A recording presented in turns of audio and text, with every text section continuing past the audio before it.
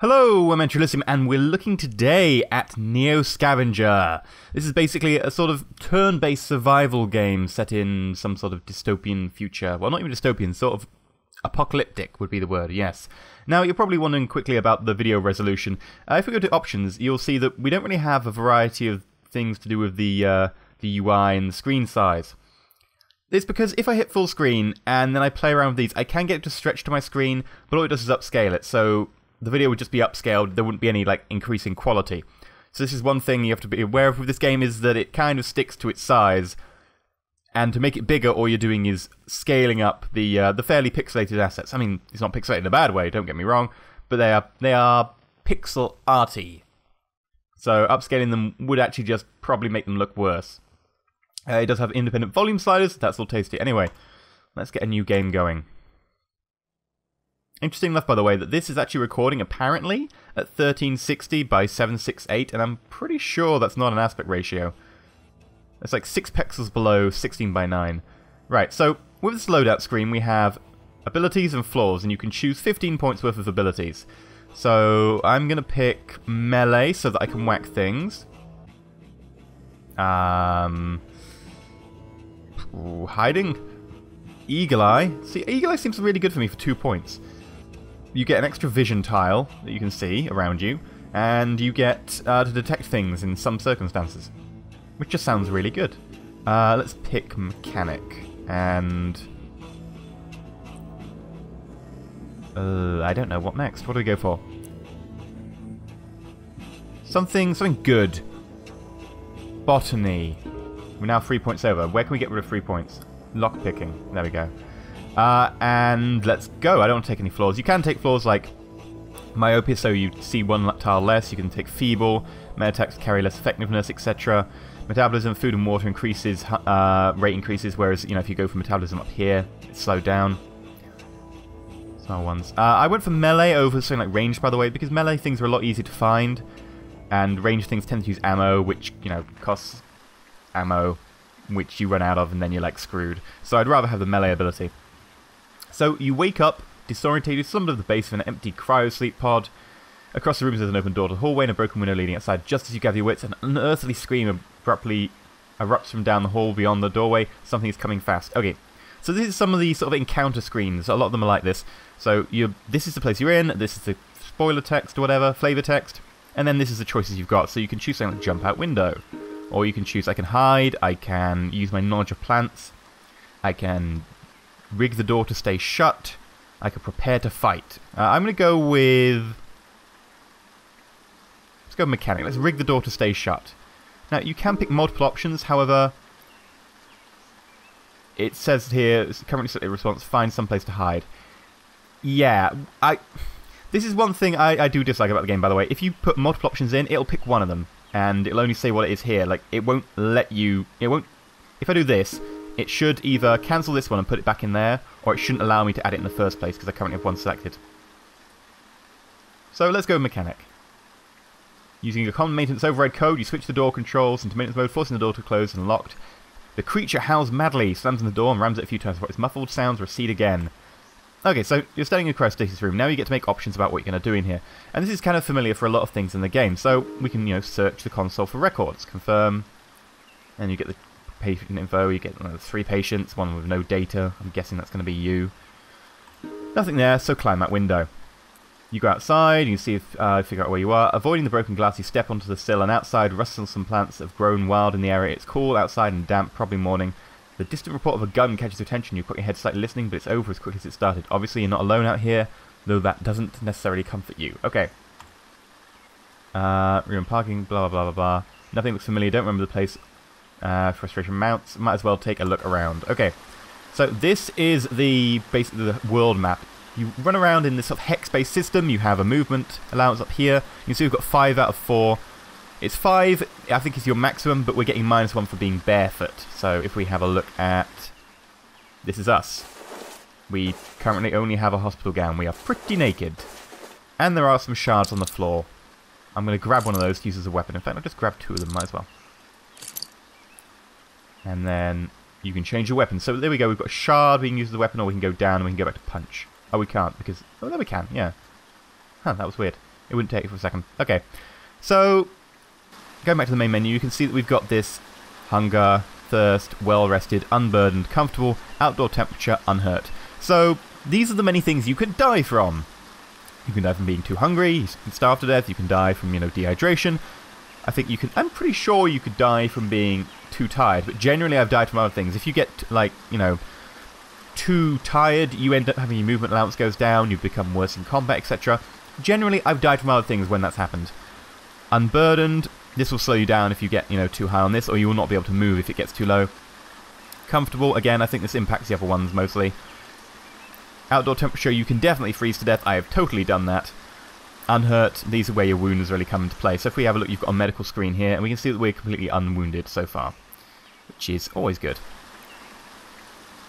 Now, there's a thing here, and we can investigate here, but I just got out of this facility and there was a creature there, so I'm actually going to move away to avoid this creature. So we go into this town here, and it says, as you approach the town, there's no sign of activity. In the distance, strange-looking creatures circle in the sky like monsters, leathery vultures. The world has drastically changed from what you knew. Some sort of cataclysm has fallen Earth, returning mankind to the Dark Ages. A Dark Age that includes high-rise apartment blocks and buses. Admittedly, not working ones. Okay, so let's do some of the things here now. One of my complaints, by the way, before we move on, is this UI over here. It's fairly small. I mean, I do often find myself craning to look at these bars. Now, if I'd gone for expand the game to fill the screen and I'd got it to all scale up, they would be bigger, but I also don't like the idea of scaling up the 2D art assets. I do think the UI is a little bit hard to see with these bars.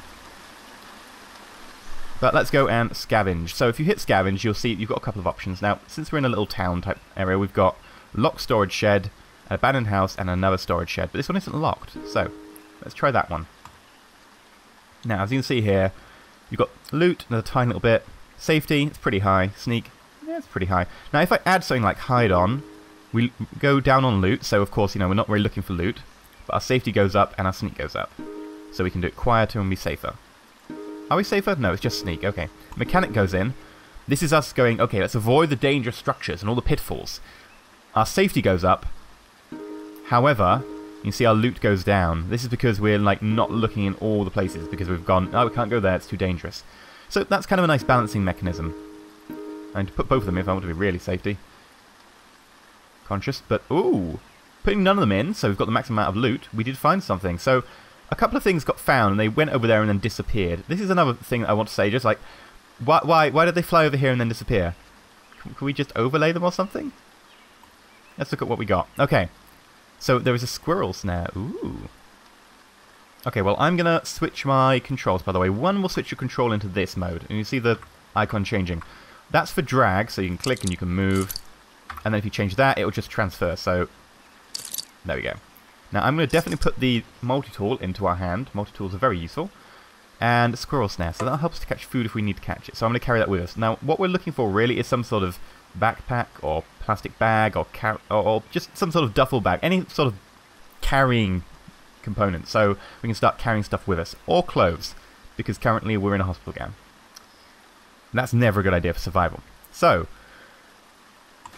main menu, we can scavenge again, so we'll try scavenging one of those things over here. So this one's a locked storage shed, and there's no way of really getting into it, I think, so we'll try an abandoned house. Now you can see here the loot is not terrible, and the sneaking's not great, but we'll try this.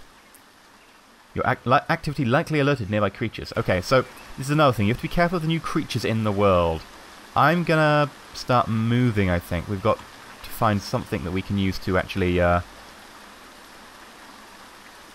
yeah, our temperature isn't great. We're kind of definitely needing some sort of clothing at least. So let's end the turn. So yeah, we're shivering now. We'll keep moving, see if we... Oh, a hill? Right, oh. Got no moves left. Why have we only got one? Blind. Ah, it's too dark.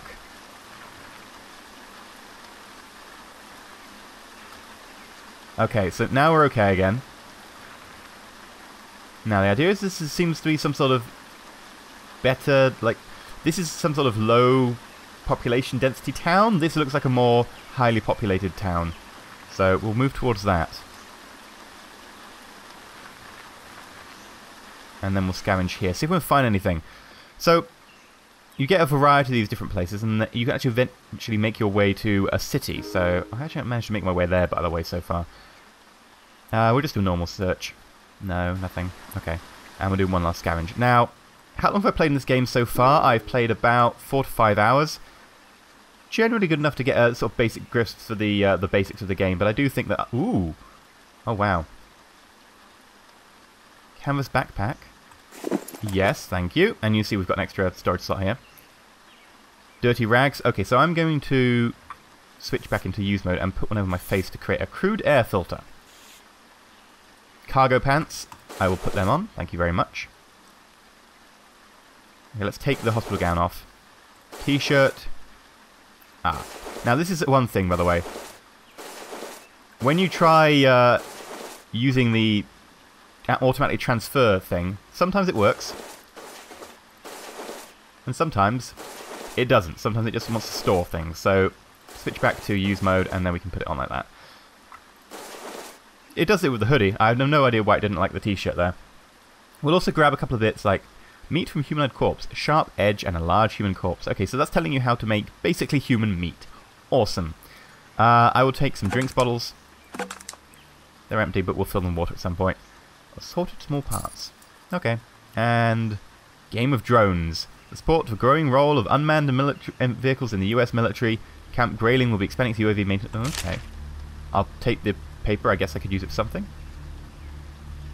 And we'll take twigs and scrap of paper. And a cardboard box. You never know, cardboard boxes can come in useful. You can actually make a box cart, which is a type of vehicle, and then you can basically, you know, carry around the stuff with you, but in a vehicle. Vehicles slow you down, but they allow a large storage inventory that you can, you know, get with you fairly easily. And end turn. Now, you also have the sleep thing. It says sleep here because if we have a look at this, we're actually getting like below the top of the bar, so actually becoming a bit more tired, and you can actually choose to sleep in places. And if we have a look at the camp screen, you can see we've got available campsites, currently used campsites, and you can also then switch things like a sleeping bag if you had a sleeping bag. We don't actually have one on us, but if we had a sleeping bag, we could put the sleeping bag into the ground, and then we can go from the ground and put it into the campsite. Now, one complaint I do have about this is it seems a little bit annoyingly unintuitive. You can't directly put something directly from my inventory into a campsite. You have to put it onto the ground. And that's just... I have to switch between two screens. And I know it's not a massive inconvenience, but it's something you will forget to do, or like you'll forget to pick up your sleeping bag in the morning. And that can be fatal, just forgetting to pick up your sleeping bag. So, shall we move on? So the icons here, the box icon indicates that there's stuff on the ground. The magnifying glass indicates that you have to do a search. So, ooh. Okay, so there was a person there, and then suddenly there was a dog man thing. And the dog man thing is the thing that was chasing us earlier in the cryo facilities. Now, you would have known that if I'd actually stuck around and, you know, hid, or I'd used Botany or something. I think we just keep moving away from that, because it's kind of a big, scary dog. Now, I'm hoping we can get into a fight, so I can actually show you the combat mechanics as well. Now, we did take Botany as a skill, so quickly, we'll just do a detour into here. Ooh, okay. Into this forest, and if we go for Scavenge, Stretch of Forest, you'll see we've got the Botany option, which increases our loot. We can also use the Squirrel Snare to increase our loot again. We'll confirm that. And we found a load of stuff. Ah, excellent. So we've got some squirrel corpses.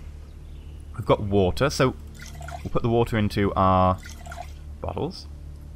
Then if I hold 2, you can switch to use mode. So I've just drank some water. And now with Botany, you can see that mushrooms edible, berries edible, death cap mushroom, edible berries. So without Botany, you wouldn't be able to see this. So this is actually incredibly useful, being able to just eat berries. Delicious.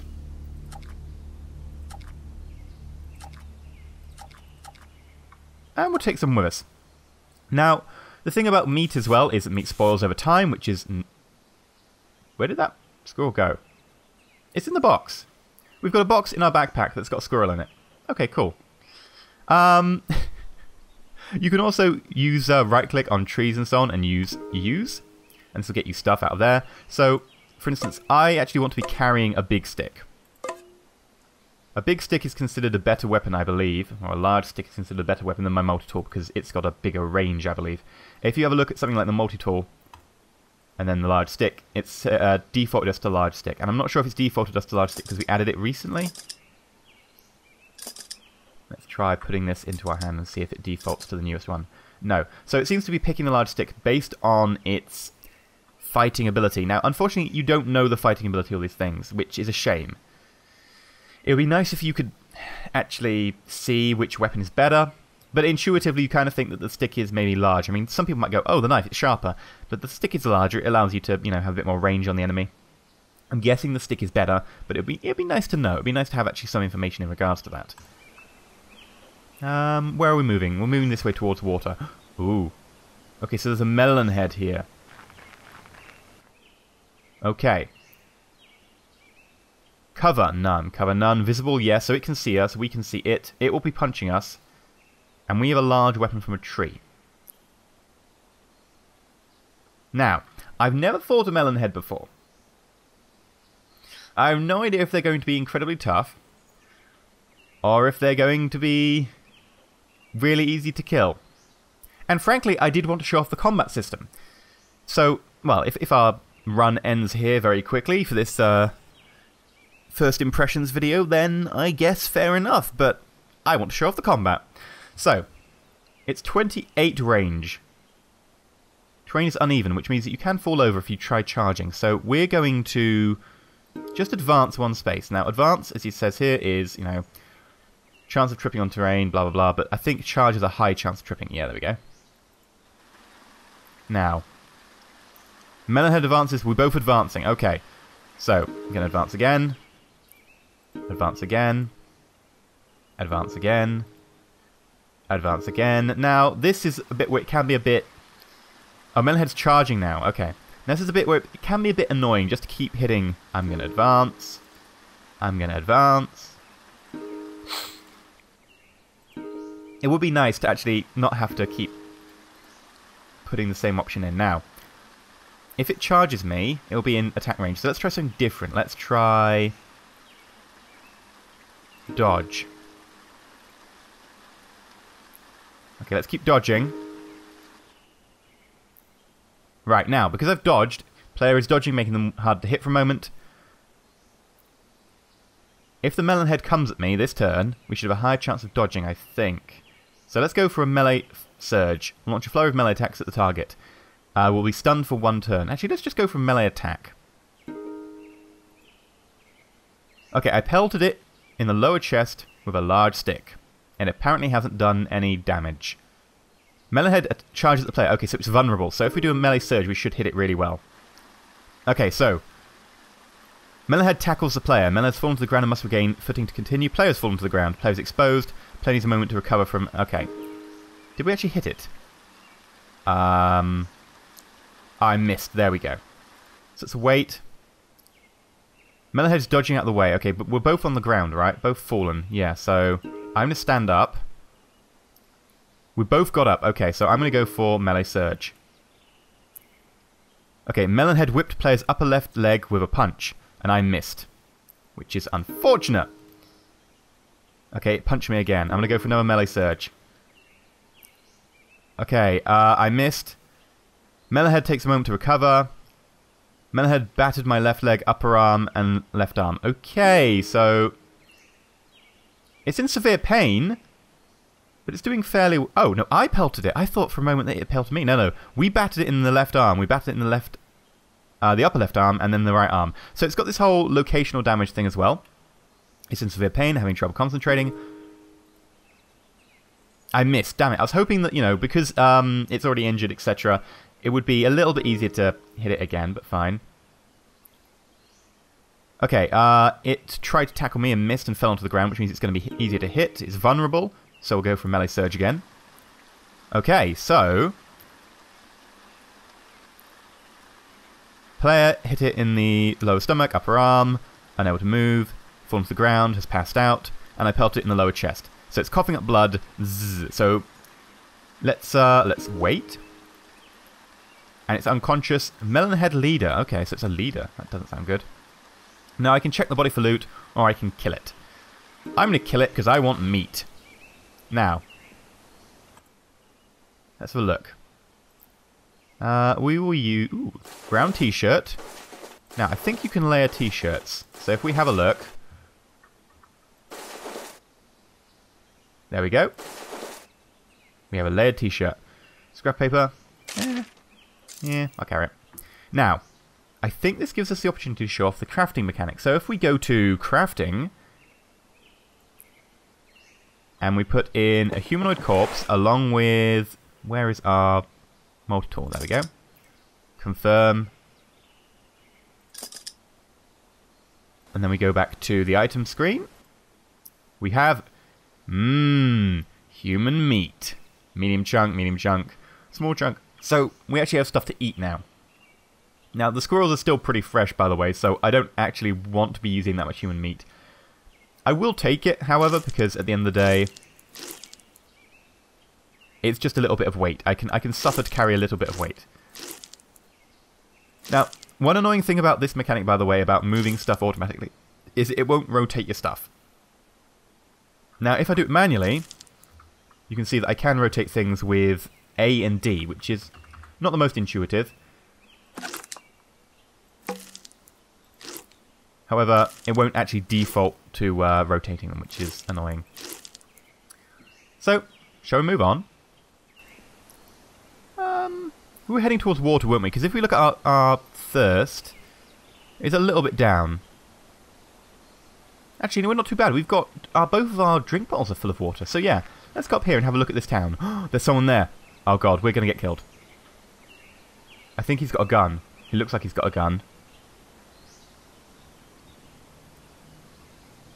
He moved away. Now, this is pretty procedurally generated. It's pretty random every time you start. And previously, when I've tried this, many times, have I just started the game and there's been guys with guns right next to me who have killed me very early on. Now, this is both a criticism and, you know, it can also be a good thing that there's a variety and so on, but it can also be kind of annoying. Oh, I believe our tree branch is broken, so we've only got a medium-sized one left. Let's put a carry bag in this hand, and we suddenly have a better inventory slot. And let's pile our rags up. Take medium string. Rough splint. I guess I'll take that. Take the bark. Yeah. Now, if we take this, we rotate it, we can actually fit it in with us. Aha! Now, you start, by the way, with this bronze talisman on the braided leather string, which is around your neck. Don't trade that. I'm not going to tell you what happens, just don't trade it. That would be bad. Scavenge again. Locked. Abandoned mobile home, okay. Yeah, I kind of want all the loot, so I'm not going to try over those. Now, you can injure yourself, that's what the safety thing is for. If you try and get into a abandoned mobile home, and you are less than, 100% safety, there is a chance that you'll injure yourself. Normally, it's something like you toxic black mold. You're certain someone was kicked up by a disturbance, but maybe you avoided. There we go. Nose and throat are rotated, causing discomfort like an allergy. Well, at least the game is kind enough to demonstrate that sort of thing. Oh god, and I'm in pain as well. I forgot about these bruises from the melon head. We should sort these. Okay. This allows me to demonstrate another thing. Right, so, if we go back to the move about menu, you can take the not broken rags, sorry, the dirty rags. Now, dirty rags aren't as good, but they'll do, because we don't have any clean rags. So, put the dirty rags over the wounds. Now, it can be a little bit difficult, to actually get the exact spot. This is a bruise, so we can't actually do anything to it. Sometimes it can be a bit difficult to highlight them. So, these two are covered. Unfortunately, we're still in some pain. We don't have anything for that. Now, if you can get painkillers, then you're good for that, but we don't have any. So, unfortunately, we don't have the choice. Person again. It has nothing to do. Can't do the lock storage shed anyway, so. Let's spy. I spied on planes. Now, I'm not exactly sure what that does. I want to chase him. Let's search. Okay. He is a hardened spear. He revealed self. Oh, he searched for stranger. Okay. Terrain treacherous. I'm visible. Okay, so he has seen us. Now, he has a hardened spear, which is generally a lot better than what we've got. So, I'm going to offer a ceasefire. And we both offered ceasefire, so nothing happened there. He had a lot better weapon than me, so that probably was a fight that I'm glad we didn't take. Let's scavenge here. Storage shed. Okay. Some bullets. Okay, right, I can go for bullets. We'll get rid of those. Small campfire. Medium flammable rigid shaft kindling, but you need the trapping skill. Otherwise, I think you need a lighter. We'll take the bullets because they will be useful at some point if we actually get a gun. Although, be aware that because we don't have the range skill, we don't know the difference between bullets. So we just look at this and it says some bullets. It doesn't tell you, you know, if it's 308 or whatever, or 9mm parabellum. It just says some bullets.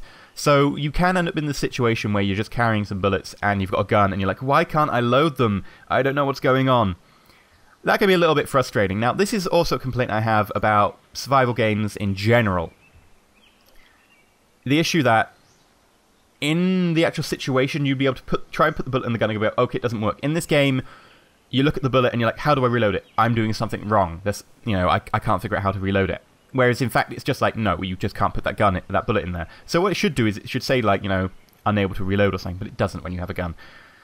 And this brings me on to things like the crafting system. So, in the crafting system, you can see that you've got the available ingredients. And before, when I put a corpse in and I put a knife in, it's because I knew the recipe. If we look at known recipes and so on, it does tell you a number of different recipes. And of course, we've revealed some like this one by picking up a bit of paper that said what the recipe was for. Sometimes it can be a little less than intuitive. Now, generally, I think this game does it fairly well, especially because it actually, you know, tells you what the things are. It doesn't just require you to just, okay, go ahead, chuck the ingredients in. It's like, okay, these are the recipes you know about, chuck them in. But generally, my complaint about, not strategy games, but survival games is, it's not intuitive to a player. If you're in the situation, like, surely I could combine these two, what am I missing? And you're missing some sort of arbitrary component. Sometimes that can be fairly annoying when you're just, it's a UI problem in that you can't be in that situation, and if you're in that situation, really, you'd be like, okay, right, well, you know I can combine these, why can't I? Oh, it's because you're missing this, and the game requires you to have this. Let's, oh, it's actually getting to nighttime, we should probably consider sleeping soon. We're fairly tired. I'm going to go for sleep. So, if we bring up campsites, we're going to camp in here, gives us some shelter. Concealment isn't very high. Sleep's good enough, but the shelter's the important part, so let's sleep. As night falls, you notice there's a bright glow coming from the east. Okay. So, if we bring up the mini-map, you can see that there is glow over here, and I think that's Detroit. So, basically the idea is to make your way towards Detroit. Okay, so are we tired? We're well rested, okay. Well, let's rest and heal. And yeah, we'll continue to use this campsite.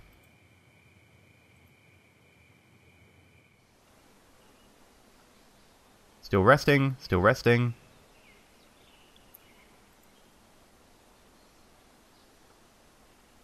Wow, resting a very long time. Okay, so we're back. And we're a little bit cold. We're starting to get colder. There's a person over here. We are thirsty, so let's actually just bring up our inventory.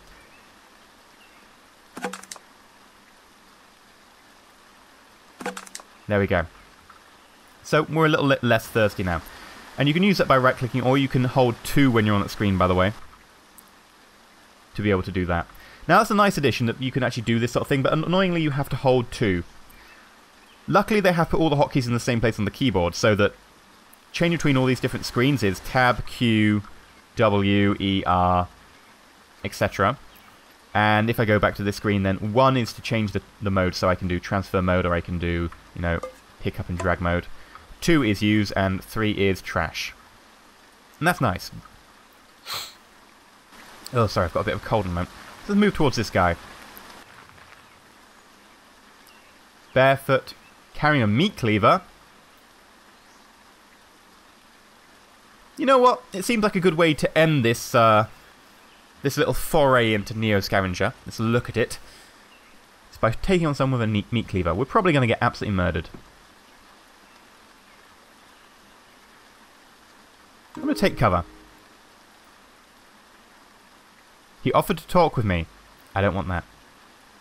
I want to sneak up on him. How do I start sneaking?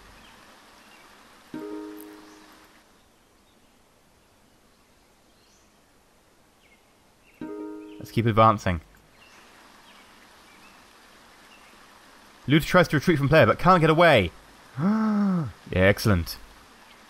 Now, it's treacherous ground, so I'm not going to charge. I'm just going to advance and hope he falls over if he tries to run.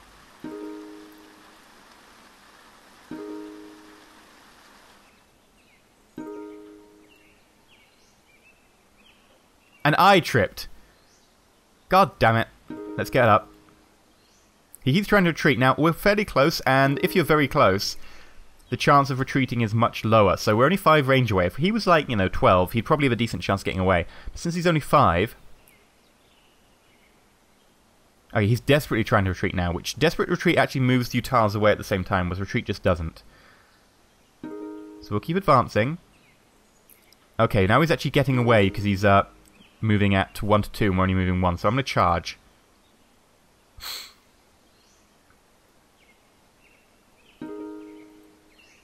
Okay, now we're at 0 range, so we're right next to him. I'm going to do a leg trip. Because it'll knock him down. Hopefully. And if he's knocked down, he can't really attack us. Okay. Looter's parrying the next attack. Looter's fallen to the ground. Okay, excellent. So he's parrying, but he's on the ground. So let us try a kick to the head. Looter's right arm was pelted. Okay, well let's try a melee surge. Player needs a moment to cut upper arm, scratch the upper right leg, and scratch the upper leg with multi-tool. Okay.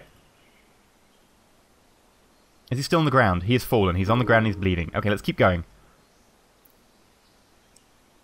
Okay, he's getting up. I have no idea what to do while he's up. I guess... Oh, he's using sprint away. Oh, we charge after him then. Alright, unfortunately we tripped and fell to the ground, so let's stand up ourselves. He is bleeding though, which means that he will get weaker. Let's tackle target. And we fell to the ground. God damn it, we're not very good at this. Let us charge again. And we fell to the ground. We're very good at this falling to the ground malarkey. Is there a leg trip again? No. Okay. He's offering their surrender. Ooh. Actually. Accept surrender. Targets off surrender. Target drops all items and walks away. I find that acceptable. He is barefoot, so if we killed him and got his shoes, like, that would be nice, but unfortunately he doesn't have any shoes on, so we'll accept his surrender.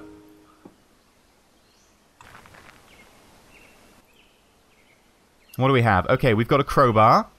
That's a good haul, actually. Blue jeans. Condition 86%. Okay, so that's better than what we've got on currently. A meat cleaver.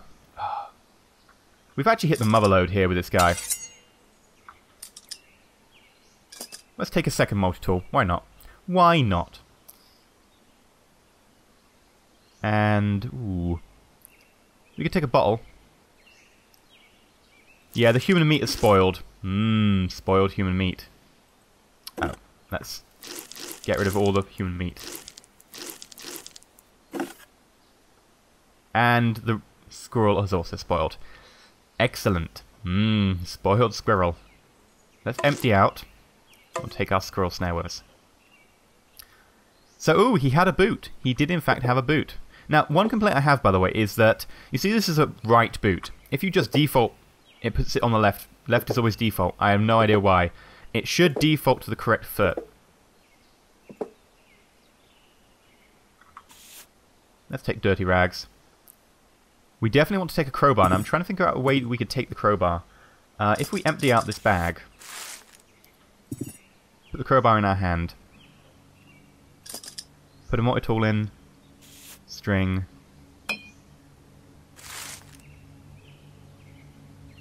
Did I just... Okay, in my jeans I have a soup can. In the soup can, I have a crumpled up carrier bag. It's getting some sort of weird meta-dimensional puzzle going on. But I think that's a fairly good way to end this look at video. Overall, I really do enjoy the game. I think it's actually a fairly nice game. I think it does scavenging mechanics fairly well. I like the hex grid. It's nice, an old throwback, and it works kind of nicely. Scavenging works. It ties in really well with all the different perks and abilities that you can go for. I do think that the UI has a couple of issues, like I've said, in a couple of places where it's less than obvious and you have to fiddle between, you know, campsites and what you've actually got in your hand so that you can put the stuff from your hand into the campsite. But overall, I really kind of like it, and the price currently is actually fairly tempting. It has just come out of early access and it's in, you know, full release now. And it only costs $10, £7 or €9, and that's actually all roughly the same, which is kind of nice. I'm sorry people outside of those regions, have a look. Generally, I think it's a very good game. I actually really do enjoy it. And it's the sort of game that I'm tempted to almost try a series on, except for the fact that I know I'd probably die way too quick. This is probably one of my longer playthroughs already. I tend to die way too early in this game. But it's incredibly fun in the fact that you can go around, you can get this loot, the perks do with abilities, and there are people around who you can interact with. They're not too common, but they're not too rare. And it really does have the morality element. Do you want to go up and you want to talk to them, or, like we've done, chop them up and eat them? Human meat. I'm EnterElysium. This has been Neo Scavenger. Hopefully you enjoyed this video looking at it. If you have, like it, and if not subscribed, please consider subscribing. But until next time, stay shiny.